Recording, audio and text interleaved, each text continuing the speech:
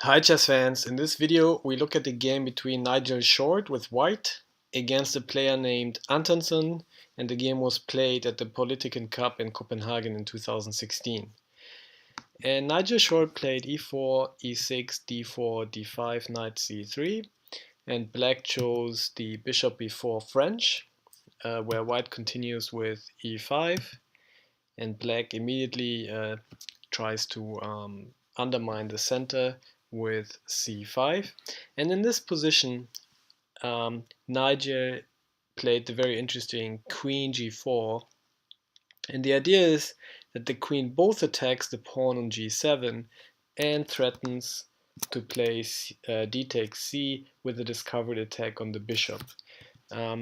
This is a move that's absolutely playable. There are a lot of games in the database with this move, but it's not a main move. The main move is a3, bishop takes, b takes c3, and so white immediately asks the question to the bishop, and the bishop gives itself up against the knight, so white now has the bishop pair and some center control, but black argues that white has some weaknesses here. And the other idea in this position is to play bishop d2, simply removing the pin, and after knight to e7, knight b5, aiming to exchange that bishop. The bishop then exchanges itself, and for example after castle, to just continue with the normal setup, and once provoked to simply retreat the knight. And the point is that in this position, black can also take here, but then white would simply win back the pawn with the knight and a similar maneuver. And if here bishop to c5, the game continues actually with the queen idea again, and white will in the end be able to win back the pawn. But that's another variation. Nigel played queen g4 in this position, and look at this position. What can black respond here? Can black, for example, take the pawn now and play c takes d? No, black cannot do that, and the point is that white can simply win the exchange now. Black is attacking a knight, and white is attacking a rook. So if takes, the idea is, or the point is, that white can play b3, so there's no discovered check, because white has all the time to take the rook. And after, for example, queen h4, queen can take the rook, and even if black plays queen e4 check, white has knight e2 and the position is stabilized. Black is also threatening to take this knight. So therefore, after queen g4, black cannot take here. And so the only thing that, black could also play g6 here, but this would weaken the structure. The king cannot castle long so well anymore because the pawns have advanced, and it will also be very weak on the dark squares strategically. So black plays knight e7, which is the theory move. And in this position, white plays d takes c with the discovered attack on the bishop. So again, can white take here? White cannot take because the queen is attacked and has to move. The rook is protected by the knight, and then black has this tactical motive here of attacking the pinned knight. We will see this motive later as well. So that's why in this position Nigel Short played d takes e5, and look, the bishop is attacked by the queen now, and if the bishop now takes, black is losing this motive of the pin, and white can now indeed take the pawn, so that would not be good. And if black in this position here would take this knight, because the bishop is attacked, white can simply retake, and if black castles, white has an attack on the king and is still a pawn up. So that's why in this position the best move, and the move that was played in the game, was to simply play the knight to c6 and protect the pawn, and simply say, okay, I'm threatening now to play d4 in the next move and win the knight. So that's why, again, white cannot take the pawn here, because then it would white would simply lose the piece. And that's why in this position Nigel short played bishop to d2, breaking the pin. And in this position black took away the resource of white to take the pawn here and castled. White castled kingside. So in this position it's very interesting. It's kind of like the theory position that you reach after queen to g4. And white is still a pawn up, even though black can always win back this pawn, but this will cost black a tempo. And so after long castle, black actually played f5, trying to shut down and close the position a little bit. Or otherwise, as happened in the game, if white takes, to take with the rook, and with the plan to get some pressure on the file, and also prepare this covered attack on the queen here. So that looks all very dangerous. But white simply played bishop to d3 and created the positional resource of the two bishops here. The two bishops are both eyeing towards the king side, and in combination with the queen and maybe later the knight on f3, this is a very powerful battery. And the threat of playing e5 is maybe not so strong actually, because white can play queen to h4 with a threat on mate, which cannot be countered by the rook because the bishop is controlling the square. So white will have to end up weakening his position. Black will have to end up weakening this position. So that's why Nigel just is very happy to create this positional asset of these two very well placed bishops. Black played queen f5, creating some pressure on the f2 square, and the knight f3 creates another positional resource, which is the knight on g5. The g5 square is actually weak now.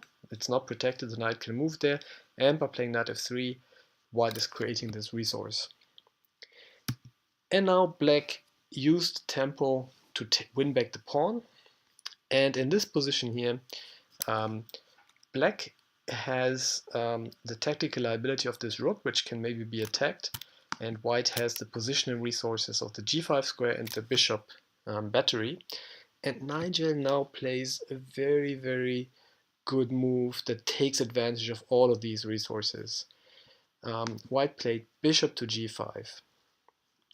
And the rook does not have any squares because of the power of the bishop pair. So the only move is to retreat the rook. And in this position, Nigel played bishop to e3. And the point is that the bishop is attacking the black bishop. Okay. But it is also making room for the knight to jump to g5, where it's very good. And now it's not only good because it attacks the h7 pawn, which is also attacked by the bishop, but it also attacks the rook here. So, and the point is, why is it such a threat that black is taking this bishop here? The point is that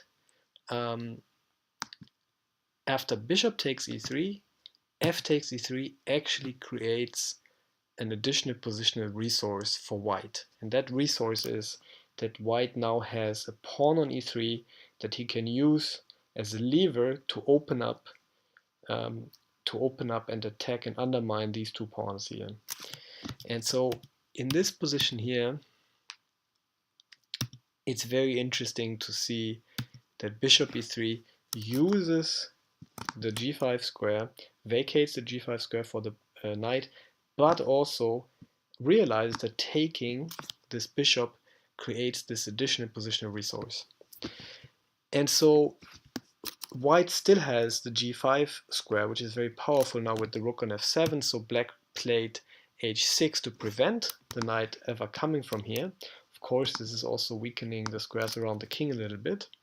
And now we will see why this pawn on e3 is so powerful, because with e4, white is very simply threatening to take this pawn, and if black retakes, this pawn becomes very weak and can potentially be won very easily with the white pieces who can gang up against this pawn very easily. And the point is that white cannot really do anything against this plan. If white takes, if black cannot do anything against it. If black takes, white has the very strong queen takes e4, threatening mate, and as a result, black has to weaken its structure by playing g6. And after bishop to c4, it becomes clear that all of these, that the black position is just about to fall. You can also see it here at the engine evaluation.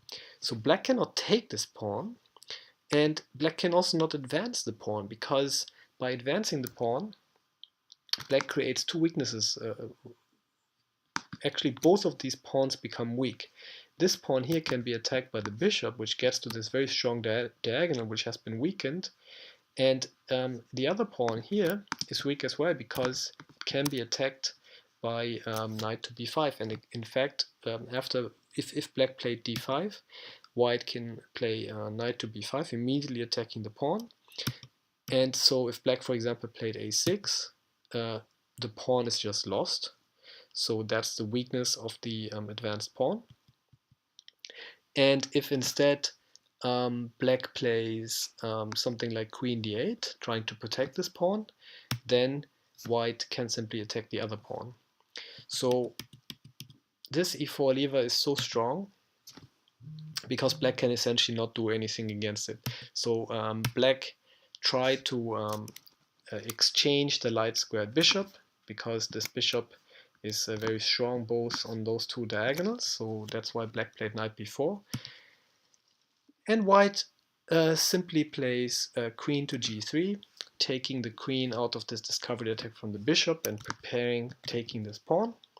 And black can still not do anything against this plan as long as this bishop is here. So that's why black develops, and now white takes, and now the light squared bishop is taken out. Black takes, and thanks to this e3, e4 lever, white has now won both of the pawns. And white is simply a healthy pawn up now. It's positioned with a lot of pieces on the board, and the black king is a little bit weak.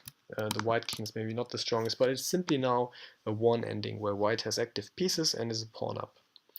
So the rest is really just instructive in a way of seeing how a grandmaster like Nigel Short wins an ending like this.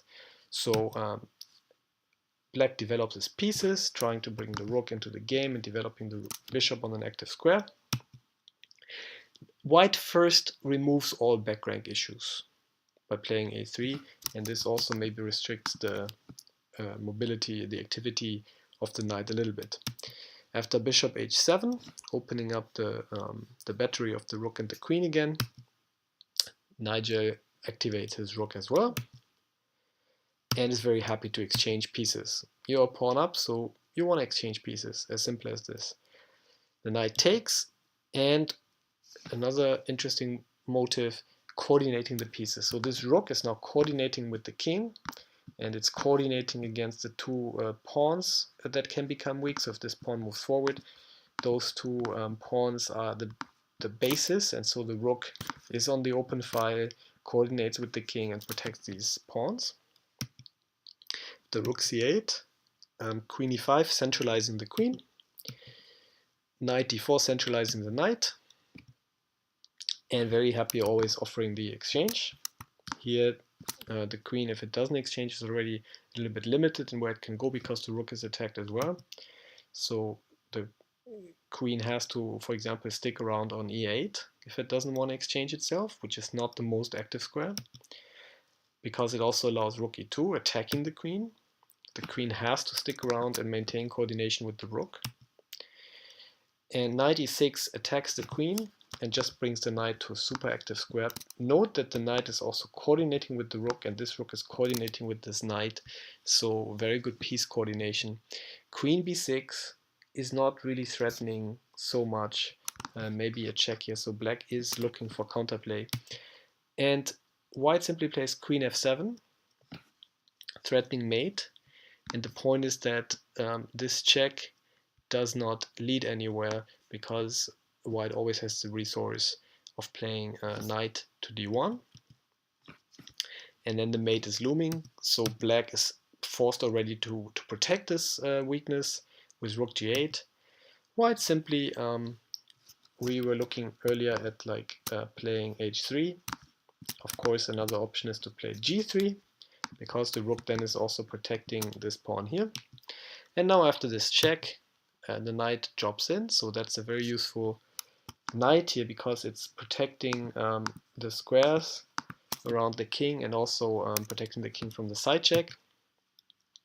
Queen has nothing to do to go back to b6. All these pieces are tied up here, so very instructive to see. And now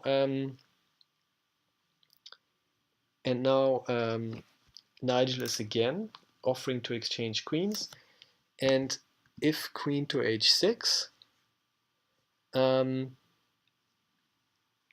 the queen is not really on a very active square. So in the game, queen c6 happened, but now white simply wins another pawn.